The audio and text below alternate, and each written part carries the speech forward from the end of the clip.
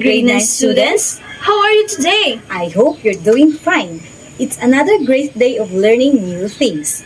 This is your teacher, Princess Dayan Salam. And this is your teacher, Demia Laude. So, before we are going to start our lesson, may I request everyone watching today to have positive mindset, to focus on today's lesson, and be sure that you are seated comfortably and clearly listen to this topic. So, previously in your grade 8, some characteristics of stars such as sizes, colors, brightness, we all know that these stars differ in many ways. So, today's lesson, we focus in what we call constellations. So as we go on with our discussion, we will find the answer to these questions. So the question is, why some constellations are not seen at a certain month of the year? So this topic is based on the most essential learning. So, at the end of our lesson, you're expected to first define constellation, identify the different constellation, lastly, of course, show which constellation may be observed at the different times of the year. So let's start. When you're at the sky, what are you looking at? Do you see pictures of animals, objects, and humans? So here I know some of the pictures of the constellation. How alright, students, in ancient times, observers have pictured a group of stars creating images of animals, objects, and humans. So constellations are the name of this imaginary group of stars. Have you ever tried to imagine how many constellations in the world are there? Officially, astronomers identified 88 constellations distributed in space as a whole, relative to their location on Earth. So these constellations are grouped into two. In the northern sky of the equator, there are 44 constellations, and the remaining 44 can be seen in the southern sky. Now let's continue the table below. Show some of the constellation in its Latin name and its English names. So one of it is Andromeda, which has the same word as Andromeda in English. Aquarius means water bearer in English. Aquila means eagle in English. Aries means ram in English. Cancer means crab in English. And then Chinese major is a big dog. Capricornus is a goat, while Cassiopeia is a queen. The signals of the northern star is a swan, that Draco is a dragon. The Gemini has an English name, means twin Hercules. The same also English name means Hercules. Leo is a lion. The lynx is also aliens in English. Lyra is a liar. Orion means hunter in English. Pisces is a fish. And then Sagittarius is an archer. The Scorpio means scorpion. The Taurus is a bull white. The Ursa Major is a great bear. And the Ursa Major is a little bear.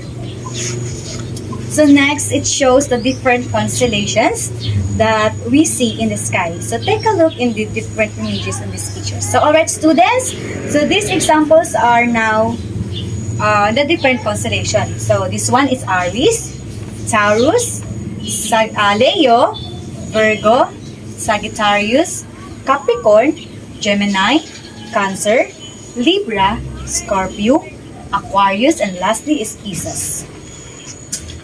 Are you still excited to learn more about constellations? So let's continue in the Ursa Minor constellation, which is generally known as the North Star, or a little deeper, is what we call Polaris. It's one of the brightest stars, and it's very close to the northern celestial pole, making the current star of the northern pole, since it is almost the direct line with the rotation of the Earth's axis above the North Pole. The Polaris is almost motionless. As we see the sky and all the stars in the northern sky tend to retain, perhaps you wondered why some constellations are not seen in the certain months. So in a single night, do you not see all the constellations? Because only during some seasons can certain constellations can be seen. So as the seasons change, the portion of the sky visible at night at the given location steadily changes. So observers at various latitude see different constellations than anyone need. So, and any observer in Earth can be seen the constellations scattered in a particular part of the sky. As the planet moves in a one direction or other direction in its revolution, so throughout the year the constellations tend to change location in the sky as the Earth evolves around the Sun. So now there are now 30 visible constellations from the northern hemisphere, in which 5 can be seen throughout the year, while the others appear seasonally. So here are the list of the seasons of what constellation to watch for during the winter season. The constellation can be seen are the following: the Chinese Major, in the Settlers, Uranus, Gemini, and the Orion, the Persons, and the Taurus during the spring season. The constellation are the Scorpius Candicine, and the following woods: Cancer's Crater Hydra, Leonard Virgo Wild, during summer, Aquila Cygnus, Hercules Lyra, Ophiuchus, and Sagittarius.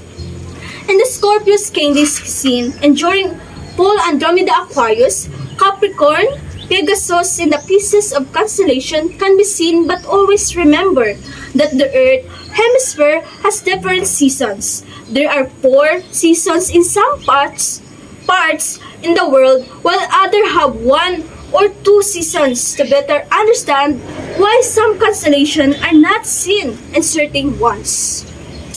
Let's analyze and evaluate this figure together. So this time, let's consider our country, Philippines. So in the Philippines, during summer, the constellations of Orion and Taurus are not visible at the night. So they are visible only again during the cold seasons. As the cold seasons begins, the Orion and Taurus can be visible but during this time.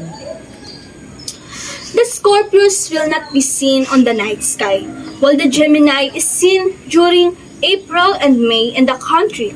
But remember, an observer from the Earth will be able to see the stars that are on the night side. The stars on the same side as the sun cannot be seen because sunlight overpower all the starlights. The Earth revolves around the orbit. The stars that were concealed by the bright light of the sun, and it produced months will appear in the sky. So, find out move. If you understand our lesson, let's exercise our mind through this activity. So, kindly open your module on page 7, activity number 1, about constellation in the sky.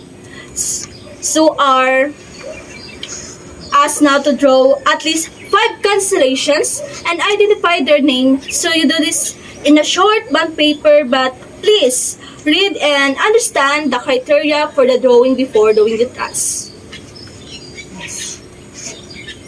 So here are now the criteria and its point. So for the accuracy, there are 30 points. Appearance, I will give you 25 points. For the neatness of your drawing is 25 points. And while the timeliness in passing your activity in 20 points, so the total is 100 points. Alright students, so this let's sum up our lesson. Let's gather together all we have to discuss and learn today.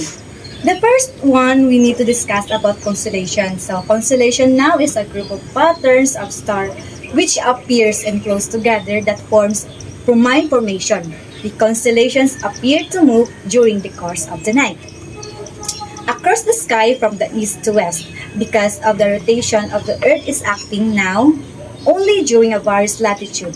See different constellations in one evening. So now have a great information we have learned today. So is everything clear? If yes, we'll proceed now to our evaluation. Let's check if you understood our lesson for today. Okay? So let us answer and accomplish questions on your self-learning modules, which is found on page 9, book 11. Read the questions carefully.